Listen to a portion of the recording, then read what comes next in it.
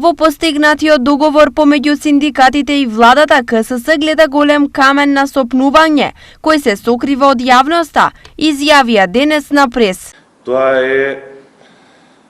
последната точка за која што не најдовме договори, за која што бевме замолени од министрите да не ја кажуваме во јавноста, дека ќе имаме посебен договор. Се обидовме ние како грански синдикати при Конфедерацијата на слободни синдикати да изнајдеме заеднички јазик со владата, но очигледно дека некој тоа го прифаќа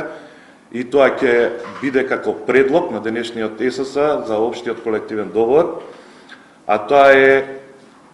предложениот член 14 став 2 во општиот колективен договор, каде што вика доколку индексот на трошоците на живот во првите 6 месеци во 2024 година надминуваат 3% од основната бруто плата, значи збориме сега за бруто плата, на вработените во јавниот сектор се зголемува во процентуален износ како разлика помеѓу реализираниот пораст на индексот на трошоци на живот со утврдениот од 3%. Со други зборови, според председателот на овој синдикат Благојар Алповски, ова значи: Тоа значи дека во 2024 година сите што ја имаат минималната плата согласно законите во јавниот сектор, државната администрација, даватели на услуги, војската и така натака, тоа ќе биде променето во законот, минималната плата ќе биде исфрдена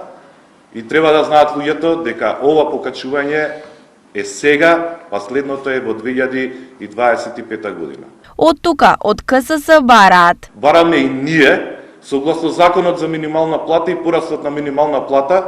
да ни ја овозможат таа законска можност и да ни ги усогласат платите во 2024 година, а не со општ колективен договор да ги поништуваат сите колективни, поединечни колективни договори и законот за минимална плата. Дали овој став на КСС ќе го поткопа веќе постигнатиот договор е неизвестно, но него за неприфатлив го прогласија и од СОНК.